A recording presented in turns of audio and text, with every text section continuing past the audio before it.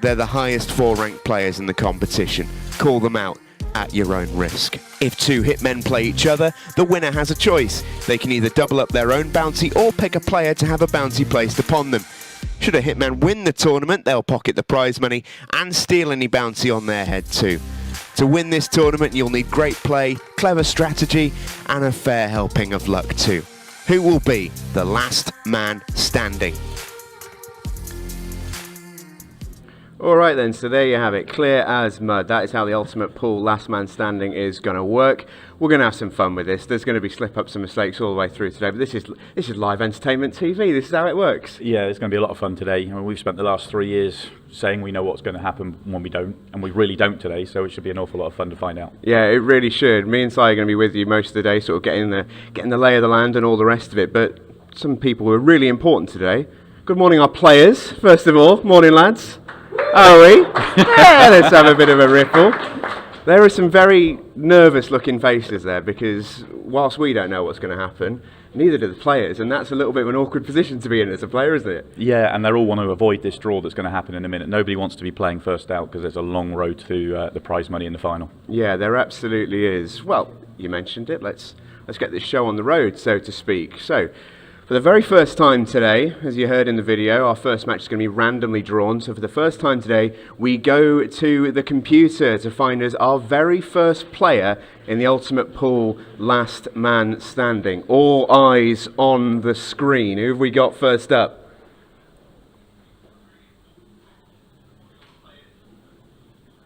Come on down.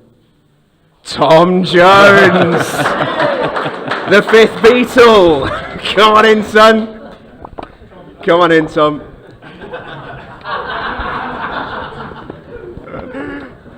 You right, lad? Good to see you, pal. How much are you looking forward to this? That's brilliant. It should be great fun. Look, no one wanted to be drawn out first, but now you're here. You've already shown on this table you play without a care in the world. Is that the plan today? Yeah, just playing and enjoying myself. Sounds like a plan to me. All right, you take your seat, you get comfortable. Computer, it's time to find who Tom is going to be playing in our first match today. Let's see, our second player in the Ultimate Pool Last Man Standing. Who is it going to be? Our survey says Neil Rayburn. In he comes. Cup of tea in hand.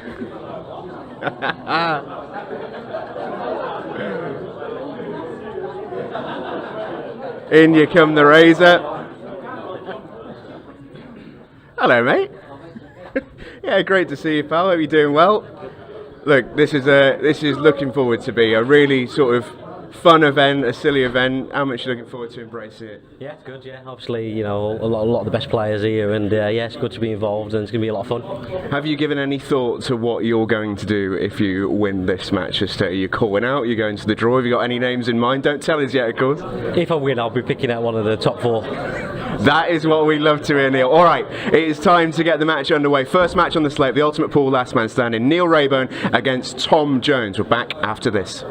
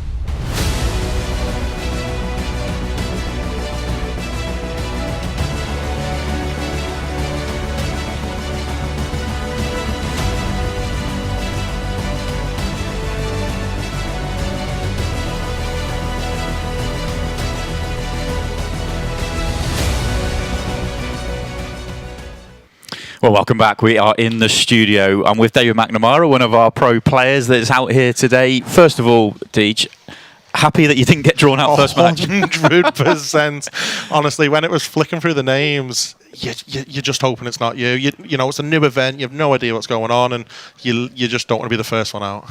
No, absolutely. But we have seen Tom Jones and Neil Rayburn drawn out. Tom, first player out. That's very, very harsh for him. He comes through the qualifying to make it into this event. He's flying this year, and then he gets a tough one today. Yeah, Tom's one of my good friends, and he is absolutely flying. And I travelled down with him last night. He won the qualifier. We were here till 1 because Danny, who we came with, he ended up losing a little playoff. So, and you know, we were just having a laugh all the way home. Imagine getting pulled out first. Imagine getting pulled out, and then to draw Neil Rayburn as well, who's one of the top pros. But you know, we could easily do the business. Of course he can. I mean, it's a great matchup, and I think from the match itself, it's great to see Tom up against these top pros because we're going to see him in the pro ranks next year with what he's achieved so far this year.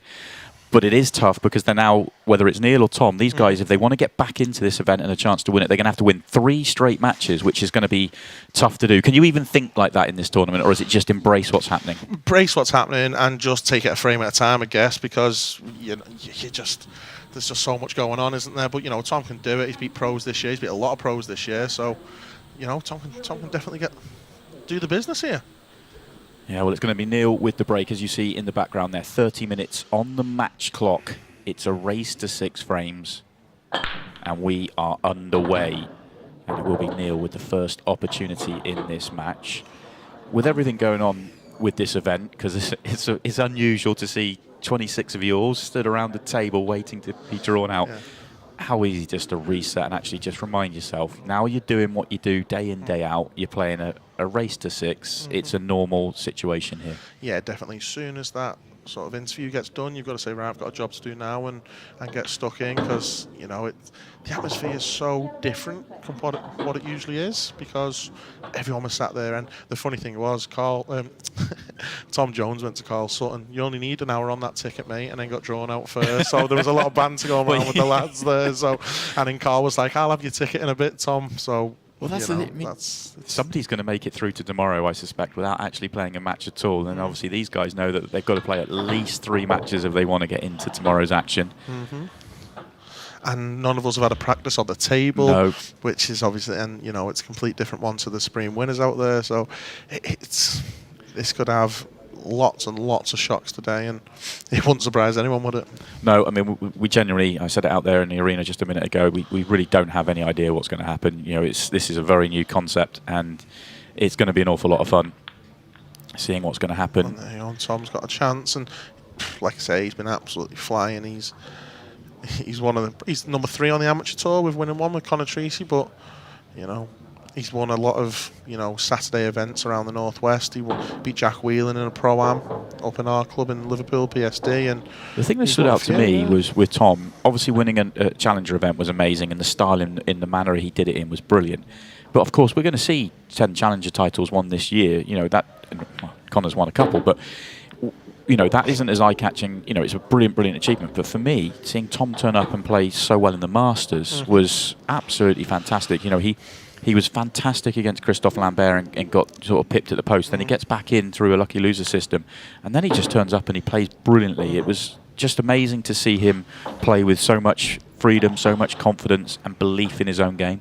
Yeah, I totally agree there, because everyone said he's won the tour, and like being one of his friends, everyone was like, let's see how he gets on. And he got pipped at the post, didn't he, by Jimmy Croxton 8-7, and ended up getting to the final 7-6. One of them who got to the final.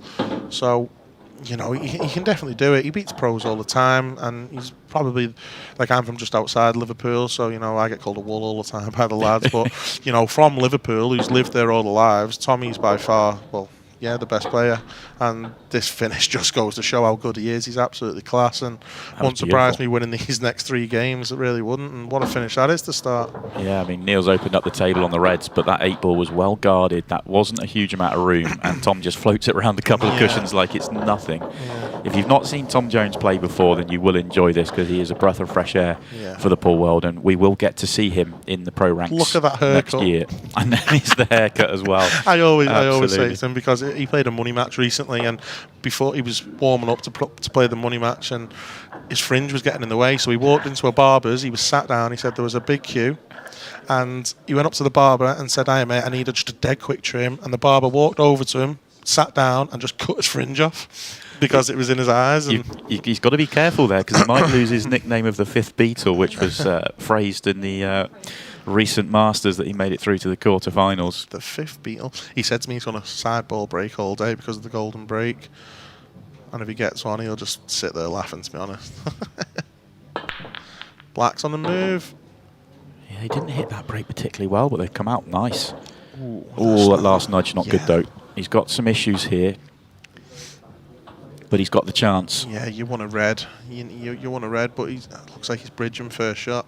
If the two yellows are at the bottom are a plant, you can make a case for yellows, but he doesn't have a yellow either. So he's in a spot of bother straight away.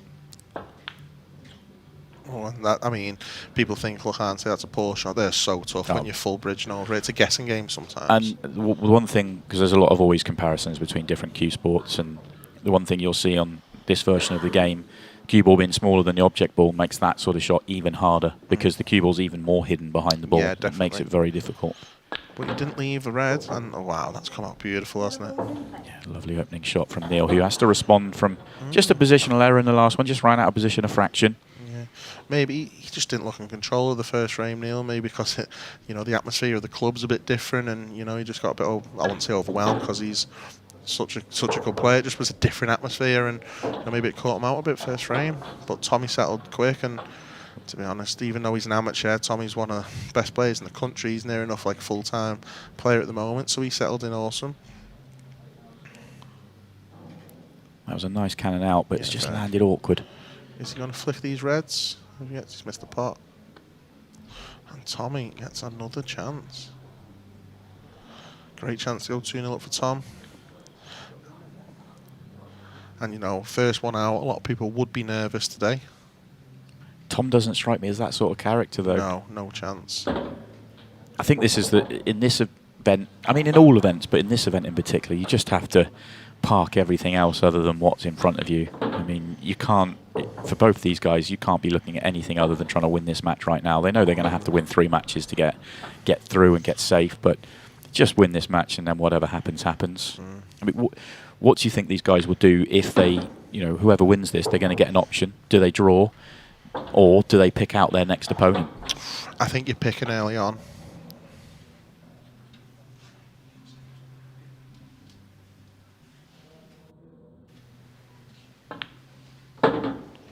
The thinking is that the majority of players would possibly be eyeing up the hitmen because there's potential for instant money with a victory there, as they have the omniotherapy bounty on their head. But then you're playing one of the best players on the planet. One of the best 4 players in the world. So I think Neil would probably, chatting to him earlier, he's probably going to be one that's going to go for the hitman. Great shot, Tommy.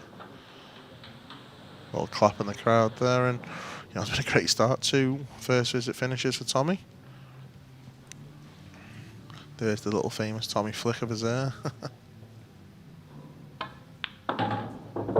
Oh, he's going to be in the middle, I think. He just got deep on that one. Yeah, I think it's just come far enough, hasn't it? Like to where you're not directly behind it. He just doesn't want to go in off here. He's playing this with check side. Oh, it used it all, but importantly for Tom Jones, it falls in and he goes 2-0 in front. And he pounces on 2 mistakes from Neil Raybone. There he is, the man from Birkenhead. I just thoroughly enjoy watching Tom play. He's a breath of fresh air. You don't see too much out of him. He does like to show his emotion, but he doesn't get to show frustration.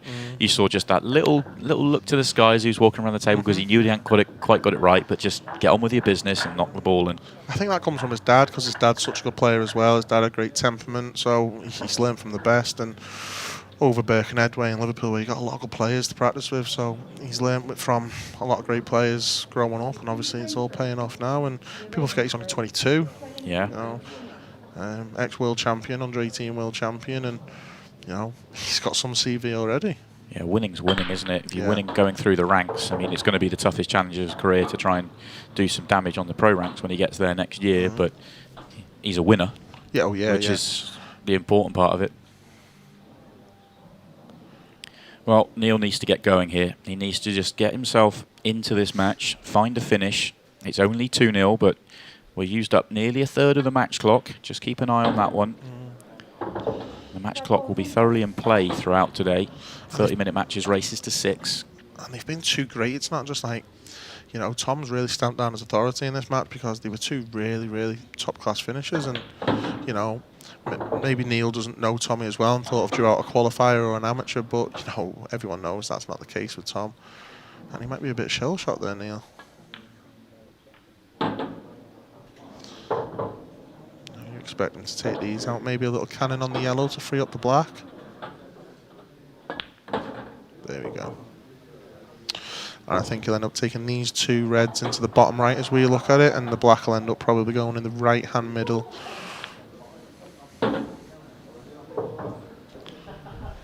And just shows a bit of a glimpse what Neil's all about. Yeah, and what you're seeing here is the evolution of Paul. In 5 years ago, this would have taken Neil Raybone twice as long to make this clearance, but once he'd done the damage, he'd got himself in perfect position, just flying through it. And there you go, and it's a great finish. First one off the break today. There'll be plenty more, I can assure you of that.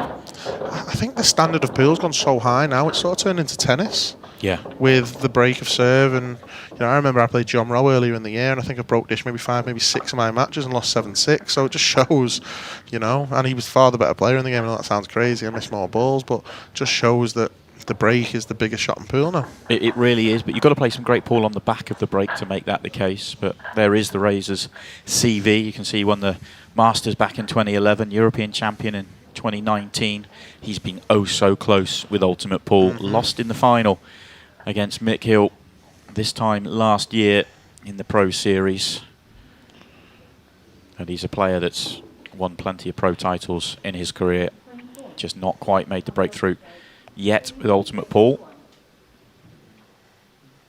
And as you suggested, Deej, Tom is staying with that cut break. Yeah, I think it's the right thing to do today, to be honest. Look, the black's moving. I mean, Are you going to be doing that when you get out there? First frame, I'll probably whack it and get all my nerves out and then move to the sideboard break, I guess, or because the Golden Duck is in operation. So, I mean, it happens a few times, and it's happened more than you expect. Yeah, so, and especially with the cut break.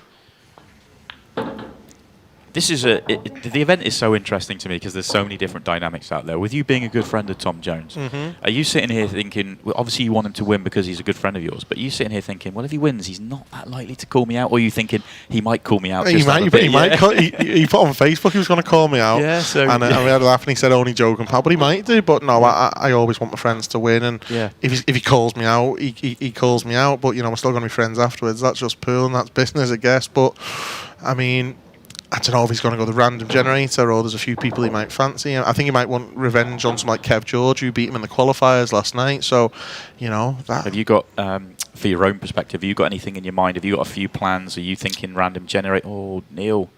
Oh, wow. Where you going, Tommy? Sit down. Wow, that's as close as you can get to missing without missing. Shows the table's been recovered recently and been looked after. Brand new balls to do skidding down the rail. Even then, though, I still thought that one was staying up. I think Tom did as well. Yeah, and going back to the draw and stuff, I don't know who I'm going to draw, to be honest. It'll be sort of, you only get like a second thing. But then if you go random generator and get one of the top boys, you're thinking you should have just picked someone out. And I think the random generator is just too risky. Yeah, I really do. I think it is. But then I was thinking, do you go bounty early and try and pick up a nice little £500? I think that was my plan at the start, because I think if you get drawn out, you've got to win 3 games, and you know, everyone in here can beat everyone, so to win 3 games in a row is going to be tough. I think for me, if I was in this situation, obviously Neil's now made it 2-2. If I'm in this situation, and I'm calling out one of the bounties, I think. I think so. Can't. Like you say, if you're called out early, you know, the top 10 are getting paid, so the prize money plays down to 10. There's 26 in the event, so it's going to be deep into tomorrow. So that's a long way away from right now. So you're looking at it and thinking, you know what, I want to take on, partly because I want to take on the best players in the world. I'd love to take on Tom TV Cousins right well, now. On TV would be amazing. But also, if I was to have a famous victory against him, I get instant gratification of winning some money, potentially, of course, because there's a draw to the, you know, yes, there is other jeopardy on that, which we will talk you through. I know Jack Whelan wasn't happy with that. He says he needs 5 lives because everyone's going to be calling them out. And yeah, you can see that. Yeah, that is actually a fun, interesting one, because Jack Whelan found out late last night that he's been bumped up to one of the hitmen because Chris Manning cannot attend the event because of a clash So disappointment for Jack because nobody wants to be a No, well, he was upset, wasn't he? He was in the interview room. He wasn't happy, but it was fun to see him having a laugh. And the other side of it as well, just say you win 3 in a row, and then you come off, and then 2 randomly get drawn. Can you get redrawn? Say that one again. So if Sorry, you win Keith. 3 in a row, Yep. so just say Tom. No, you have a match off. You So have if a you match win, off. so for the situation with the 2 guys out there right now, they've got to win 3 matches. If they win 3 matches, then they get a match off, and they cannot be drawn. And we're going to go back to a random draw of both players. But then you could get called out the frame after. Then you could get the frame after. So you're guaranteed Yeah. 1 frame's grace. Yeah, which is nothing really in this sort of thing. So you're probably calling out a bounty early, I guess. Depends on how you feel. Depends if you've got a really good record against someone in the competition as well. That's it. You know, you might just there are. You know, I had about 20 bogey players when I used to play, but there are players that have certain bogey players, and you know, Tom Cousins said it to me when he was on Ultimate Pool Extra earlier this year. That you know, Phil Harrison was always a bogey player of his, so he's going to try and stay away from it. Whereas Phil might look at it and go, do you know what? I fancy Tom. Tom's. Yeah. I fancy this. So, you know, these are the things that will be going through all the guys' heads, and I'm fascinated to see which guys will do what. And some will go to the random generator, but I hope most will call them out because I think that will be entertaining. So like the box and the gloves are off. Yeah. Well, Neil's just run into trouble, so he's just going to pull back here. Yeah. Try not to leave Tom any opportunities, but Tom, being the way he is ultra aggressive. Yeah, he It wouldn't doesn't- shock me to see him take on something up the table here. Doesn't shy away from anything. He Tom. does not. I think he might look at playing the double, the cutback. Ooh. The way his cue action, everyone says to him, he was like, look, Tom's cue action's crazy. I say I know, but it's just what you grew up with, isn't it? So, and to be honest, I'm surprised he missed that. I think he was looking at controlling the white a bit much by going into the red, and he's ended up hitting it thick. And this is a good chance. I mean, the red near the black's the only problem for Neil, but I think you can get an angle on that in a second. He might play this one, then the other one down the rail.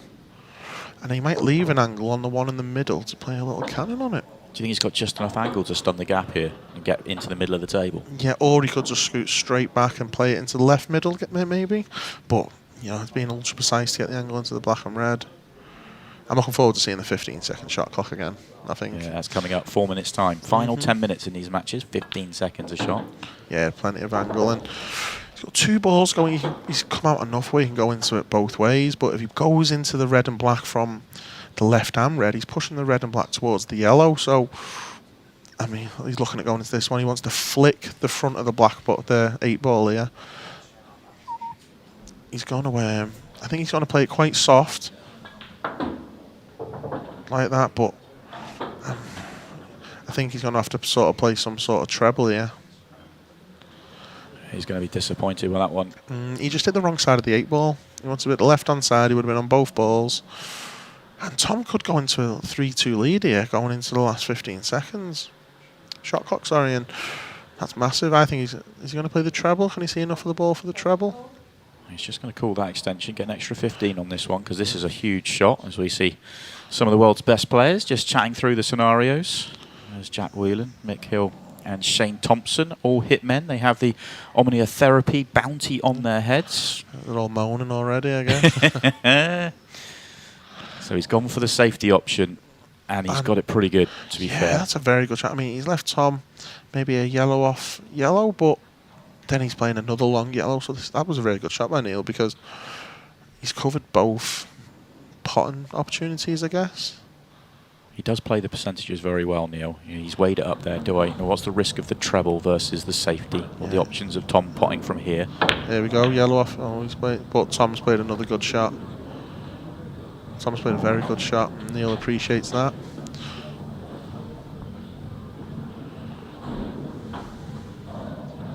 Neil's going to be looking at where to hide this cue ball now. Probably near the right-hand bottom pocket.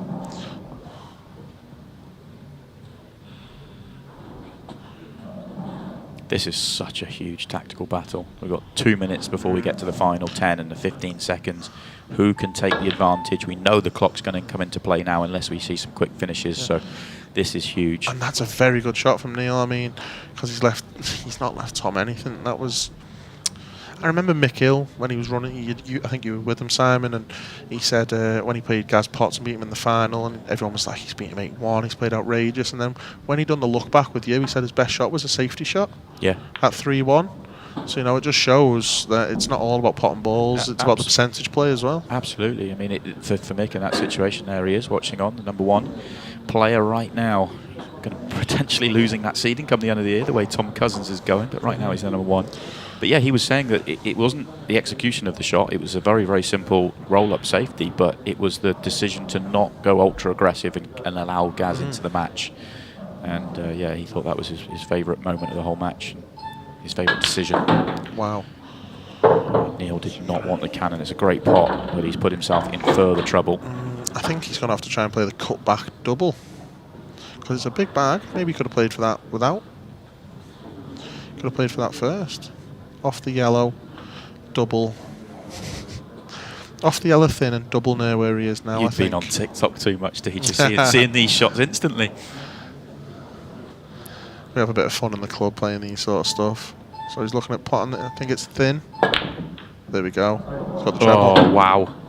Wow. He definitely played the double because it was a big bag. Yeah, he wasn't playing it in that one, but he'll take it. He will, and he's a little bit sheepish, but he was playing this in the corner by his hand because he knew the yellow made it a big pocket, but for it to go in that corner, oh, that's a huge piece of fortune pot this at black. the right time. And the black hammers it home.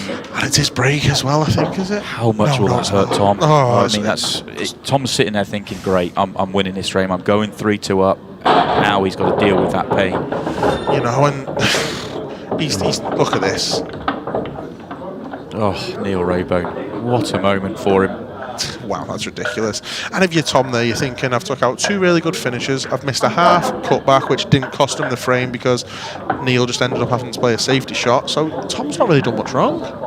No, he really hasn't. It's, you know, he played the right choices there. He didn't try and dig. He knew he had the numbers advantage. He waited for the right opportunity, and he was winning that frame tactically. Exactly, yeah. So when I'm in when I'm in the pub or something like that, and they say, "Oh, aren't you snookering?" I say, "I'm so used to not snookering these top boys because they can pull something out of nothing.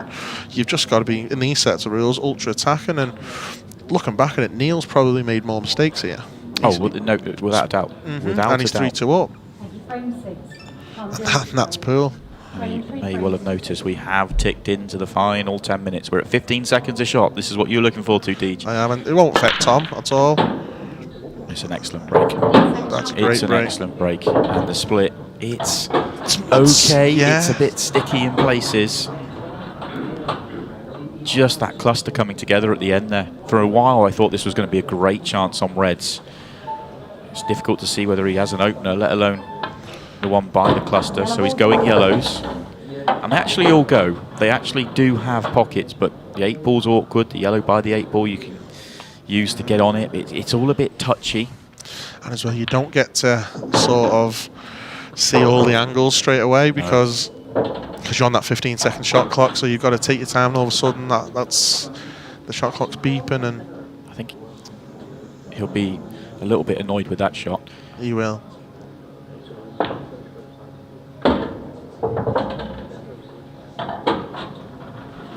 Yeah, when he played the previous shot, he was just hoping the yellow would just flick off the cushion and he could drop it in the middle as part of his route. Now he's having to dig, but this looks okay. Oh, is he playing the double? Oh, I thought he had more angle. I thought he could come across the table there. This is now, he's in a world of trouble. This is huge. Yeah, I mean, if it's touching the rail, this is such a... If he plays the double, he might get it in the other middle. Oh yeah, shot. He's got it in the other middle. Oh, that's breathtaking. That is absolutely top draw from Tom Jones. He hit both jaws. I don't think he played it like that, but he'll definitely take it. Look at Neil laughing in the back. And he's going to nudge the black into the other... Oh, Thomas. I felt like a dad saying Thomas then. The shot before deserved the frame. It was absolutely fantastic. And now Neil Raybone, with 8 minutes left on the clock, a chance to stretch his lead to 2. And was served next frame. So, yeah. I mean, look at this. He hits both jaws. I think he tried to just miss it all, but he's hit both jaws and come through. He'll take it. Well, he would have taken it, just misses the next ball. Well, at the end of the day, he was trying to get there anyway. He was, yeah. He just got a better look. I think the reason he missed the pot the way he did was because he was just focusing on making sure that he got the cannon thick enough on the 8 ball to knock it on. He didn't want to get this one where he sort of brushes it halfway and leaves it awkward. It just distracted him. And he's such a good cueist. You know, he would have fancied pumping that in with a bit of pace. And the 15-second won't affect Tom. I remember in the Masters when he played Ben Flack, he was 6-2 down going into the last 10 minutes and ended up winning on a shootout 6-all. So this isn't Yeah, This and he isn't was end of the game for Tom. No chance. absolutely. He's capable of just running a couple of frames back to back, super quick, and you'll never feel out of it. And I think you're silly to ever write Tom Jones off because he's never out of anything. This will make Neil Rayburn feel just that little bit better. Extra, it's that breathing room in the final 15. You feel like you have the ability to control it. Yeah, to come definitely. out sticky in the next frame. He has options. If they come out nice, he just goes through it in 3 frames with 4 minutes on the clock. Is a brilliant place to be. So he's certainly holding all the cards right now. If this 8 ball goes in, and of course it does. The Razor is 2 in front, 2 away from getting it done, but the clock will come into play here. It will. It's been a fascinating start. It's been unbelievable. As a player, look, I keep. You're not just here to commentate with us today, Teach. You're a player as well. At what point are you now starting to get your head on? Are you thinking, oh dear, do I need? Because you're going to have to be out there ready for the draw in a few minutes' time. Are you?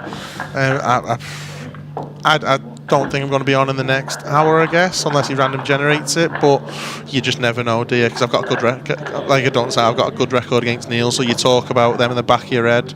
So I don't think if Neil does win, he would call me out straight away. And I hope he doesn't, because I don't fancy playing him either. I think all the players. Let's be honest here. I think everyone's hoping. I mean, you'd love not to have to play till tomorrow. Oh, 100%. Have a cup of tea. Just watch the pool chill for out, the day. watch some ball. Come and chat to me throughout the day. Sit and play cricket. Just watch all the cricket scores come in. Watch a bit of pool. Oh, FA Cup final. Oh, you know, FA Cup final is all going on here. Absolutely. Get those on in the background. Make sure you get us on your full screen. But absolutely. I think the early thinking is that Neil's probably going to be leaning towards the hitmen. So that's going to be the first one we're going to get to see. Well, it might not be Neil yet, though. There's still 6 minutes 46. But this is a big break for him to get some more breathing room. A white. Oh, cue ball. Here we go then, Tommy Tom. Jones, you're back in it. And this time the split is lovely for you. Do you know what I'm thinking about? I'm Neil there. I'm probably not hitting them hard, making sure I control the white, hoping to get a ball, and you could run down the clock, a minute. Is maybe. 6:46 just that little bit too far for that, or is that where we're still trying to find that kind of sweet spot on the clock there? I think that is too much, but if you're at the table, you can still take control of the whole match. I think now it's going to be 4-3 with Tom's break. It's going to be 4-all with 3 minutes left. I think the frustration for Neil is I think he probably that wasn't his full pelt break. That was his control break. He still went in off the top corner. But just say it all the time, you can never write Tommy off. He's back. First glance looks a loose shot because he might have to play the one on the cushion now to get on the one above the centre pocket, whereas he would like to have taken those the other way around, I think. He loves cueing balls and down the rail. Probably just leave himself a nice little angle here to come out. Don't care then. He doesn't. He's that confident now. Oh, he's that confident now that I never see him missing. To be fair, there we go.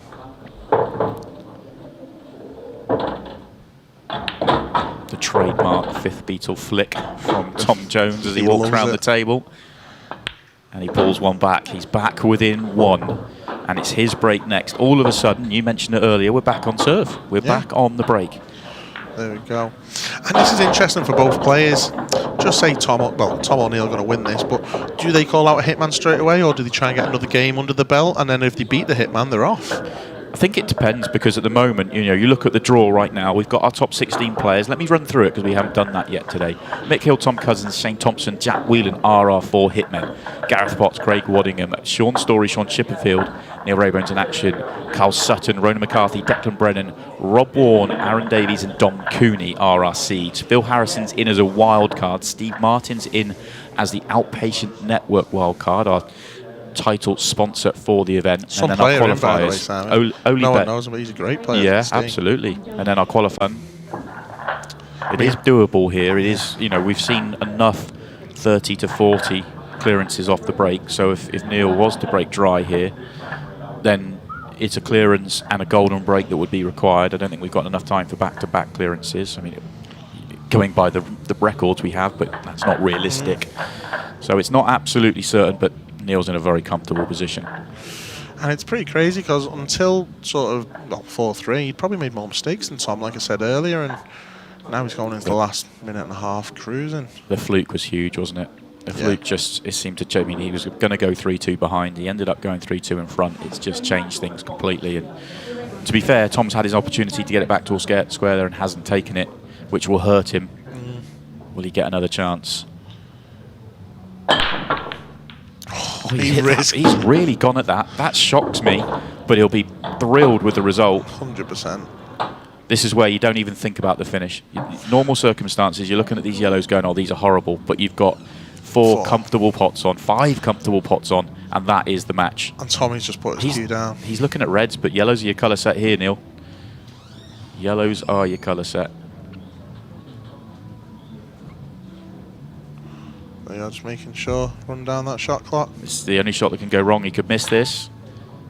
Now that it's in, that will be that. I say that, but he's not got position. He's just potted the ball. I mean, yellows, you can't fail to pot 5 yellows there, and the match is over. He's just giving himself a little bit of sweat He's played the double. Oh, come on then, Tom, what have you got? No, you just have to leave one. No, he's going to come forward and shake hands. Doesn't think it's doable.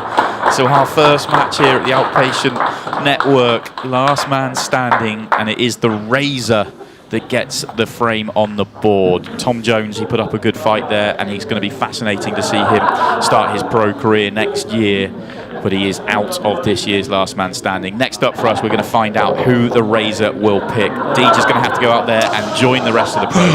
And we're going to take a quick break, and you can join us again in a minute. All right, I am back inside the arena. Neil, first of all, before we get to all the choosing and all the rest of it, that was a pretty nuts game, actually. A good way to open things up for us. First section of it looked a little bit nervy. Tom looked in really good form. Stuck in there though.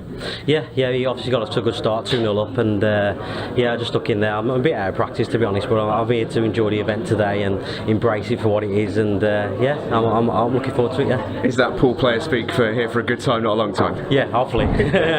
Well, obviously, it was not ideal for you coming out first. This is an event that you almost want to be drawn out later, but now you are in first. Does that affect any decisions that you're going to make, or was the decision already made? Ideally, you want to be out as late as possible, but how lucky I am, I was guaranteed to come out first, to be honest. So yeah, bring on the top 4 player next.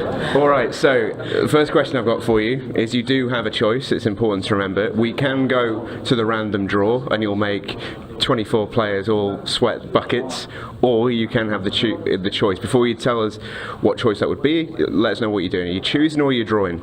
Choosing. Neil's going to choose. All right then. The choice is yours, Razor. Who are you picking out? Tom Cousins. Tom Cousins! Come on down, son! Neil, whilst Tom makes his way to the arena, I don't think he could quite believe it. Talk us through the choice. I just obviously Tom's the informed player this year. You know, he's winning loads of events, and yeah, I just obviously want to play the best player. So yeah. Well, I absolutely love the reaction, because Tom has the look of a man that was not expecting to play one frame of pool today, but here he is. I love the choice, Neil. Tom Cousins is going to be your next player in the last man standing. Tom, get yourself into the arena. Commentary next, Neil Rayburn versus Tom Cousins. Best of luck, Neil. Remember, 2 more wins keeps you off the table.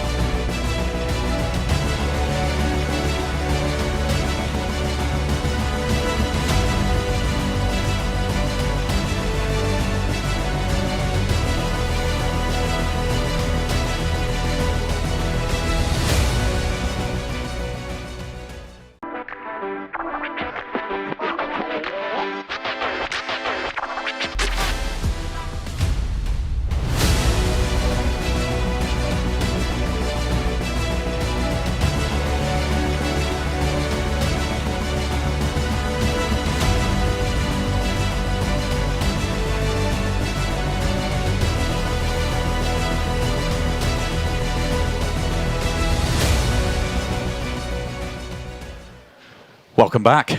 I can't quite believe what I've just seen. Best player in the world, Tom Cousins, has just been called out. Can you believe that? Chris Day has joined us, ultimate pool professional. That was entertaining. Yeah, why not? It was a good reaction as well from Tom, wasn't it? He clearly wasn't expecting to be called out at all, but fully what I expected from Neil, to be honest. He's won his match, he's feeling good, so why not call out the best? Absolutely. I mean, well, I think that the reasons why, I mean, Neil obviously fantastic to get the first win. It's a tough route back into the prize money here. He's got to win 3 matches to get himself out from playing in terms of he gets a match off then and then he's back in the ranks. So he's gone for the potential instant money. So what happens here, because he's playing the Hitman, there is the Omniotherapy bounty on his head. So he has £500 on his head right now. If Neil was to win, he has the potential to win that £500. It would go to a draw. He would either win the money, or Tom could get an extra life, or the bounty could go on to somebody. He gets to have the bounty on his own head, and then he's obviously got the jeopardy of being the bounty. So there's a risk involved in this as well. It's not just the instant win.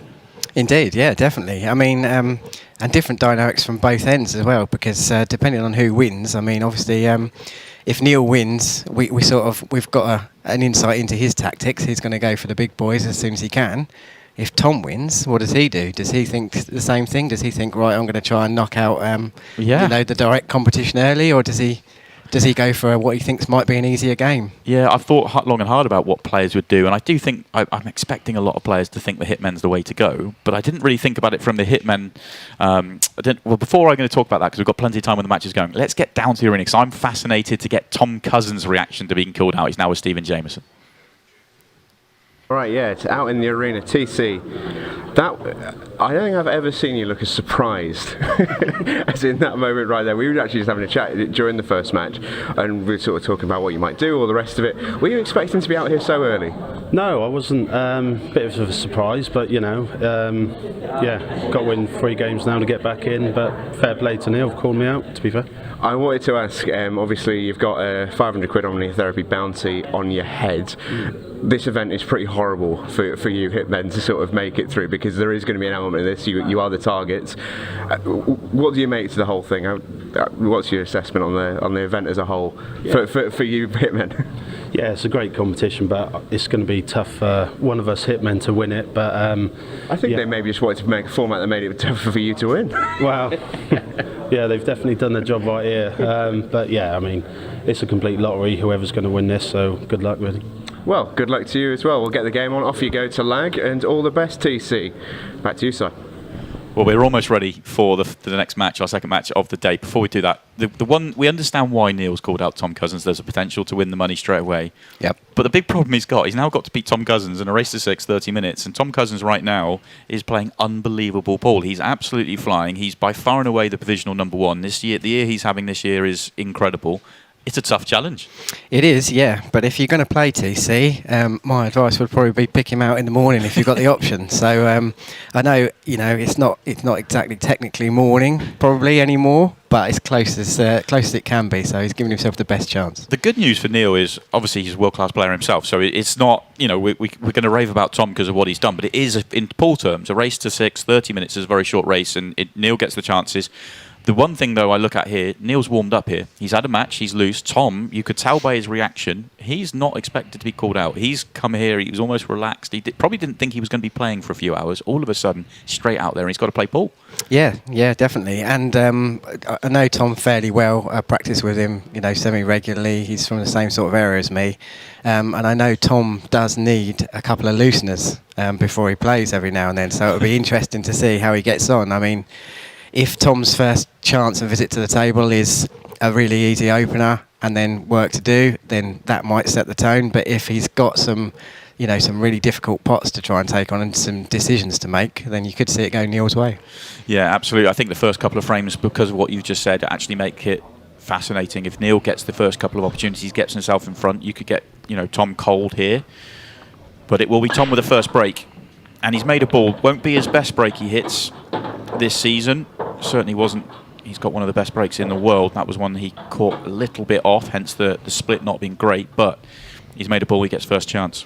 Yeah, and Tom's bad breaks are as good as a lot of people's good breaks, aren't they? If we're being honest about it. You mentioned it there. You have practiced with Tom. You're in similar parts of the world when you are practicing.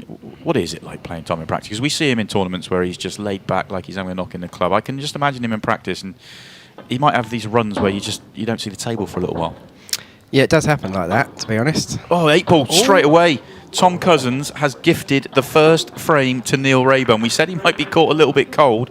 Well, that is as cold as it gets. He has given away the opening frame, and that could have a big part to play in this match. Well, yeah, we said about early frames potentially setting the tone. Probably, I mean, if we're being ultra critical, the white's going to go into the 8-ball. But I think when Tom hit the ball, I don't think he thought he'd hit it hard enough to pot that 8-ball at all. So I'm giving him the benefit for that one. Well, he's got he's got that one all wrong. Let's be honest. And, not the start he wanted. No, but as you say, when you're practicing with him, there are, there's easily 5, 6, 7, 8 frames that can go by where you've just dry broken really. But from my point of view, being one of the sort of lower ranked pros, I can learn from that. So it's win-win for me. Absolutely. I mean, you learn to how much. Oh, Neil gets this break all wrong, but he's going to get rewarded. An opportunity here to really make the last shot that Tom played hurt even more. 2-0 up with a clearance here would be exactly what Neil Rayburn would like. It's not going to be that easy. The red-yellow at the top left-hand corner causing him a little bit of an issue. Yeah, and a finish here really would put the pressure on Tom's next break because, as you say, half an hour races to 6. Normally a 2-0 lead is a dry break, so no one's really bothered about a 2-0 here or there. It's easy to get back if there's a dry break the other way, but in a half an hour race to 6, it is going to play on your mind a little bit, I think. Yeah, absolutely. Well, he's going to go for red, so I thought he might be looking at the red. He's pointing now. I thought he might be looking at the red to top left off the yellow. Hard to get to that area now. So he could just drop this one in and play the cue ball into the area at the top, but that's not guaranteed to work.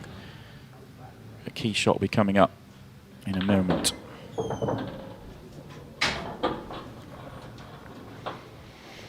He just needs to be careful of the cue ball here. You can see he's looking at playing into the gap of the reds and hopefully potentially potting the yellow ball. Won't be going cushion first, obviously, because of the in-off for the cue ball. Always a bit more difficult when you're bridging as well. That's come out great.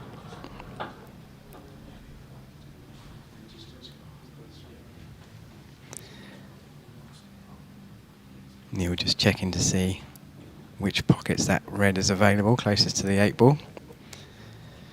Once he decides which pocket he's going to pot it in, that will decide his pattern for these first 2 up the top.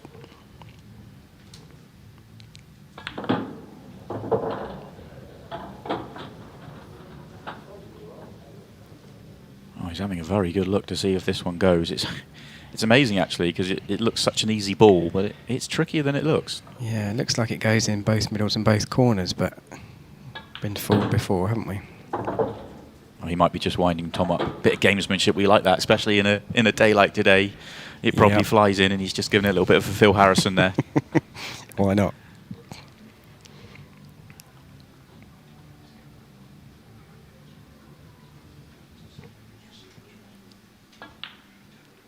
Oh, has he snookered himself? He has.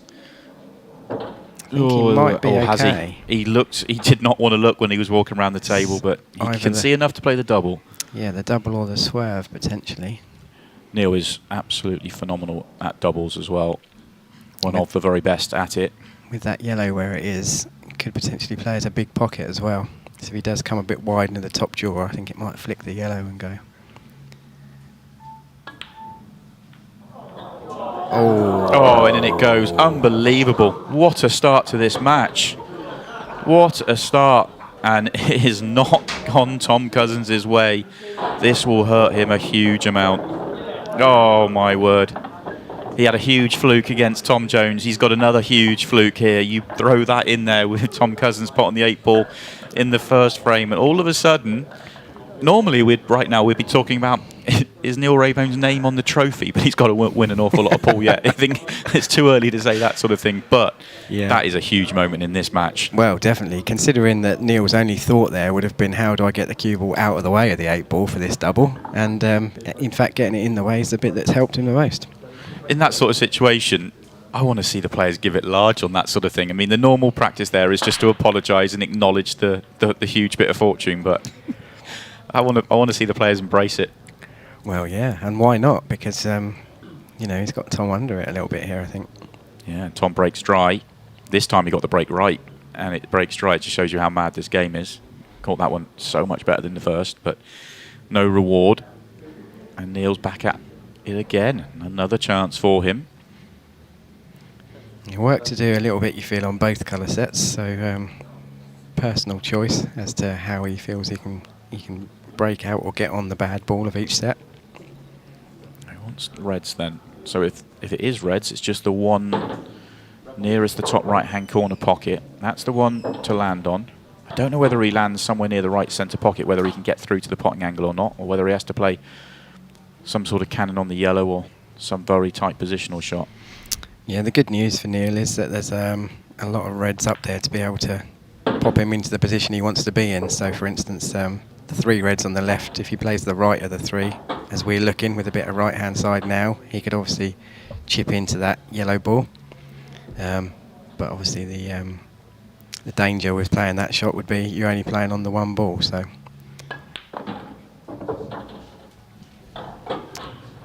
Looks like he's got more room than we thought, and he's played on it this way. Well, there's a few of the top players watching on. 3 hitmen and Gareth Potts. You get the sense that Gareth is not expecting to be picked out. All the other players are ready and raring to go at a moment's notice. Gareth is just chilling out. He's wearing jeans and a T-shirt. I mean, I don't know who's going to call out Gareth, because he's one of the players that isn't a hitman right up there in the rankings, but someone will fancy it. Yeah, I mean, I'd be tempted to call him out just because he's wearing jeans and a T-shirt. You want to see him get changed in 2 minutes? Well, he'll have less. He'll be on the clock. He could be 1-0 down by the time he gets out to the arena. Yeah, it's worth a shout. Be interesting, actually, to see what the players will do. We're going to talk about it all the way through this weekend. There's obviously, seeing Neil call out Tom Cousins as the number 1 provisional player in the world right now is all about the bounty, but that isn't a bonus you get with Gareth Potts, so very interesting to see who fancies that. Right now, Neil's got this 8 ball to go 3-0 in front. Yeah, and if you're going to call out Tom, you need to back it up with a performance, and although there's been a little bit of luck involved so far, this has been good from Neil. Yeah, this visit in particular. No luck in this one at all. Just a beautiful clearance. Needed 1 pinpoint positional shot. He found it and made light work of it. 3-0. Statement, really. Yeah, and Neil's break, and he'll be thinking if he can get a ball here and put in another finish, then he's probably broken the back of the match, really. Yeah, there's a long way back already, it feels, especially as there's nothing Tom can do until he gets to the table. Yeah, it's a whole different dynamic, isn't it? I really enjoy the dynamic that's out there with all the players at the moment, because preparing for a match is one of the things that's, a lot of people do a lot of different ways, don't they? And in this instance, there's just no preparation at all. You don't know who you're playing, what time. Well, you don't know anything. Tom wasn't expecting to play. We know that. Tell by his reaction in his interview. So, yeah. Okay, now, Tom, if you're going to get into this match, now is your moment. Cue ball in hand, anywhere on the table. A wide open split. And this is an opportunity for the man of the year to get going here. Yeah. And in Tom's head, he'll be thinking it's an opportunity for 3-2.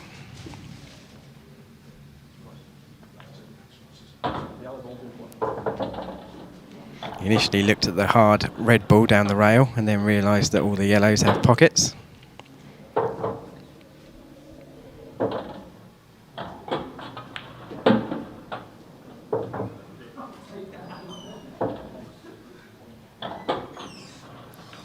He was wondering why we've been raving about Tom Cousins. He's absolutely flying. Hit the ground running when he turned up at Ultimate Pool in the Pro Cup flew through to the final, lost out to Jordan Shepherd, and it took him a little bit of time to find his feet. Puts that down to lack of practice. He's suddenly found the practice table and he's found the form, and the titles have come thick and fast thereafter. 4 Pro Series titles to his name. Also got the Champion of Champions. Absolutely flying miles ahead at the top of the provisional rankings. And a very calm finish at 3-0 down for him here.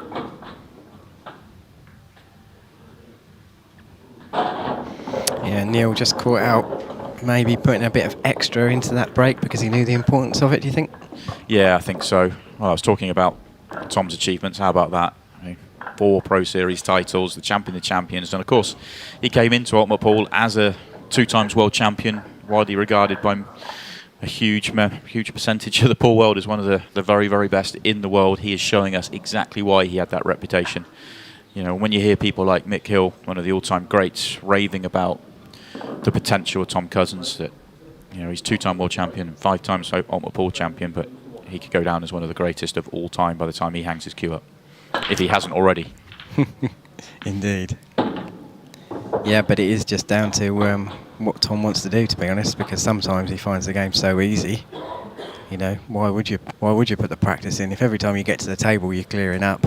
You know, what have you got to go and work on? But I think he's proved to himself that he needs to put the time in to be competitive. I mean, those that have been following the Ultimate Pool journey right from the start, when Tom first turned up, he was unbelievable in that first tournament. But let's be honest, he went missing for 7-8 months, really. You know, he was turning up. I remember Pro Series 3 and 4. You know, he lost to Gareth Potts in consecutive events in the first round. He had to come through the qualifying because he was a new professional. And he just didn't look like Tom Cousins. You know, no, take nothing away from Gareth, who played very well in those matches, but Tom did not look like he was just a shadow of himself. Correct. They were very jarring to see, and he's found that practice table, and he is showing us his very best now. I remember watching those games and thinking, wow, this will be good. And both were a bit of a non-starter, to be honest, weren't they? Yeah, absolutely. It was completely one-sided matches, and it was very strange to see. And it wasn't just those matches, but he was like that for 4 or 5 events, you know, throughout the summer months. Finally found his form at the back end of last year and has not looked back. Well, that's a nice little nudge.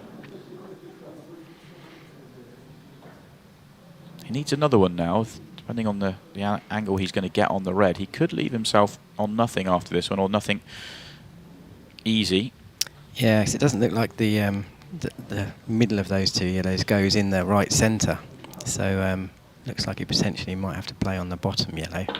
And that's not an easy route round if he does. Or just do that. That looks like it's come out perfectly for him. He did have a look down the table, actually. You mentioned it, and I think that was just checking out his backup plan, just in case the nudge didn't work out. This is what it's like practicing with Tom. You think, oh, he's in a bit of trouble here. What's he going to do? And then you learn. Yeah, there's a way. Because so many people just think Tom, you know, they go, oh, he's got, you know, an unbelievable break. He gives himself loads of great chances, but they miss. You can miss those sort of shots. You can miss the subtleties of what he's doing out there, especially early in visits where he just makes the game look easy because he's played a subtle, clever shot, and all of a sudden it's all opened up, and then it looks so simple out there. Correct, yeah. And I've heard a lot of people actually say that Tom. They've described his game as a sort of almost a bit of a basher because very early couldn't be further from the truth. Yeah, well, very early in frames, if he's got a tough ball that needs breaking out, his philosophy is I will go into it and I will go into it hard. But the difference between Tom and a lot of other players is he knows exactly where he's going into that ball, and he is very, very accurate with it. And he has a variety of ways of doing it. And you know, this time he obviously mentioned that he was looking at what he would have if he doesn't quite get the cannon right. You know, he's all those sorts of things are always there. And yeah, he is a fantastic player, a great vision. And you take the break away, and he's still an unbelievable player. Obviously, the break is a huge weapon of his, but you know, don't forget how good he is just in open play. Yeah, and in the blink of an eye, 3-2, pressure back on Neil. Yeah, last time he was at the table, he was 3-0 up. Jumped the cue ball off. And this time he's dry. You could tell he's definitely taken a huge amount of power out of that break, having jumped the last one off the table. He was determined to keep this one in play, and he's done that, but yeah, less power, less chance for ball going in. Went back to the centre of the table with the cue ball as well, so obviously negating the angle of the cue ball going into the pack without the cut means the cue ball can't really jump off the table. Not an easy opening for Tom. Well, not an easy opening for most players, let's put it that way. Yeah, talking about how clever Tom is, this is one where he needs to be, because it's very congested thanks to the split not really opening up for him, or for Neil. Looks like there's 3 yellows in a line by the 8 ball that are just really awkward. 2 on the top of the table, no problems at all.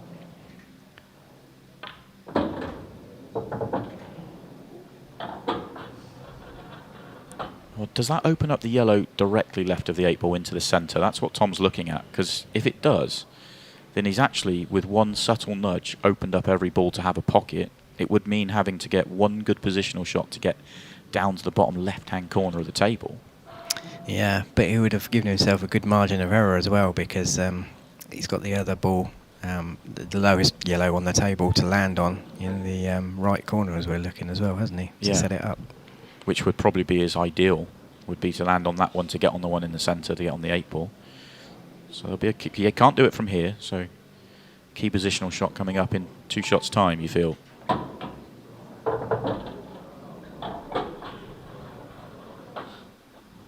That looks very betwixt and between. Yeah, assuming that was his plan and those balls do go, difficult to see how he's going to get down there, isn't it? Perhaps he's got a nudge in mind again.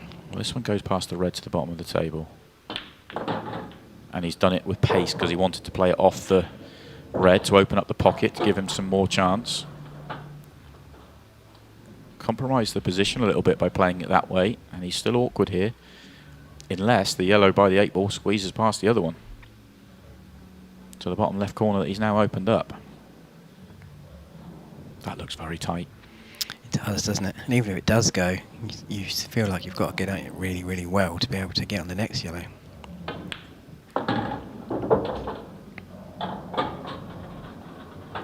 Well, he's not on anything good here, but he does have a plan.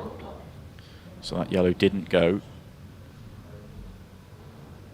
I have to feel he was probably trying to slide past that rather than into it, unless he felt he needed a nudge and it didn't go in the centre as well. Now he's got to watch the plan and where the yellow's going and where the cue ball's going. A lot going on here. Played to perfection. Yeah, just trying to figure out where the 8 ball's going, Simon. In off the red in the middle, do we think? That's what he's having a look at.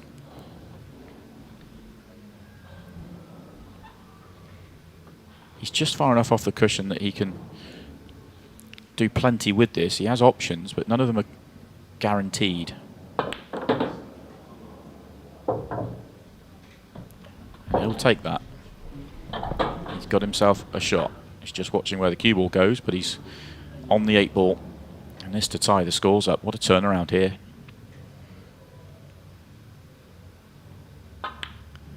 And the turnaround is complete. And that's what you get when you're playing Tom Cousins. You're 3-0 up. You think, okay, we're in good shape here. 3-0 up with the break. 1 fouled break and 1 dry break, and all of a sudden you're 3-3. Tom's done 3 straight clearances off the break. He has the next one as well. Right now, he has all the momentum. Yeah, and if you're Neil Raybone, you're sitting there looking for signs and weaknesses in your opponent, really, and that sort of clearance is not what you want to see at all. No, that was one he really had to pick apart. And at 2, maybe 3 points in that clearance, you're thinking this is probably going to not work out for him. He just looked awkward, didn't look on. Yeah. You know, he had to dig pretty hard there, and he got there.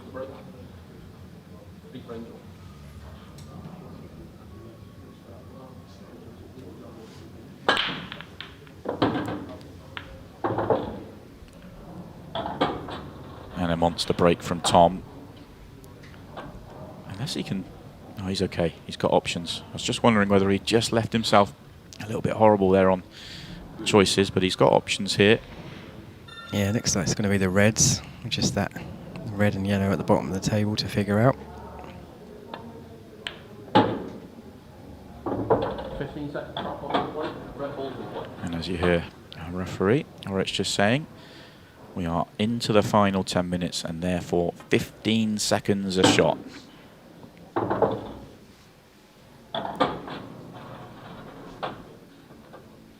Yeah, it might be a commentator's curse, but I think this is something Tom's progressed at quite well as well in the last few months, a year or so, playing on the 15-second shot clock, because as you said, it was alien to a lot of people when it first come in, and Tom didn't exactly hit the ground running, but now he is running. He naturally picks up his pace when he's playing well. He also, we didn't get to see it when he got knocked out of the Champions League, but he indicated that he's finding a level of comfort with a 6-red shootout as well, which is dangerous for all other players, because that was arguably his one biggest weakness with